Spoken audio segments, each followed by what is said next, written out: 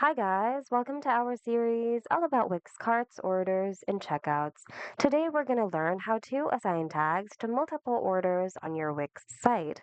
Here's how you can do it. On your site's dashboard, go to Sales and go to Orders. Select the orders you'd like to assign tags to by ticking the checkbox next to them.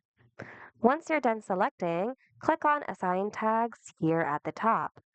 Your previously created tags will show up here, and you can simply select them by ticking the checkbox, just like that.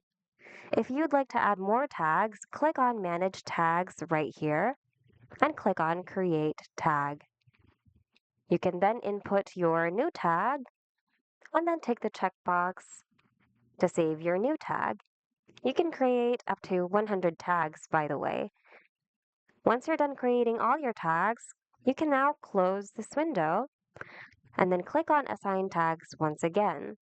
Your newly created tags should show up here, and you can then select your tags.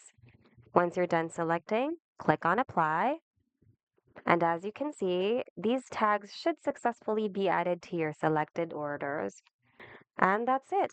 We hope you found today's video of help. If you did, hit the like button and consider subscribing for more Wix tutorials. Thanks for watching, and see you guys in the next video.